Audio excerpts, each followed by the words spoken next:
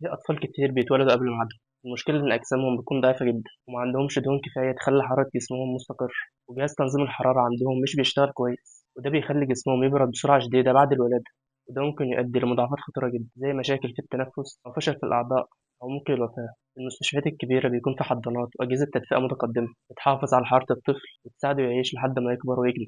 بس في المناطق الفقيرة أو القرى والمستشفيات الحكومية اللي ما عندهاش الإمكانيات دي بيستخدموا كيس بلاستيك شفاف ومعقم. الطريقة دي فعالة جدا في إنقاذ حياة الأطفال حديث الولادة، خصوصا في الأماكن اللي مفيهاش حضانات حديثة أو أجهزة تدفئة. الدكاترة والممرضين بيستخدموا كيس بلاستيك شفاف بيغلفوا بيه جسم الطفل بالكامل ما عدا الرأس عشان يراقبوا النفس، وده بيمنع فقدان الحرارة من الجسم. بيشتغل كحاجز بخاري بيحافظ على حرارة جسم الطفل وبيخلي الجو حواليه دافي ومناسب لحد ما يتحرك لمكان أكتر أمان زي الحضانة. طب إيه الفايدة؟ بيقلل كتير من مشاكل انخفاض الحرارة وبيساعد على استقرار حرارة جسم الطفل وبيقلل احتمالية الوفاة. والكيس ده مش عشوائي، ده بيكون معقم ومخصص للاستخدام الطبي، والطفل بيتم مراقبته دايما لحظة بلحظة، وهو مش بديل دايم للحضانة بس بيستخدم كوسيلة مؤقتة لإنقاذ الحياة. وده بيخليه مهم في الأماكن اللي الموارد فيها محدودة. استخدام كيس البلاستيك بيقلل من مشاكل انخفاض الحرارة وبيثبت حرارة جسم الطفل، وحتى بيقلل من حالات الوفاة في الأطفال حديثي الولادة، وكل ده بمجهود بسيط.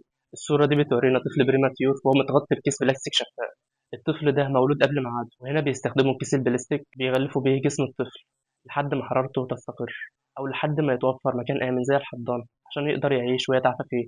لو استفدت متنساش تعمل لايك على الفيديو واشتراك في القناة.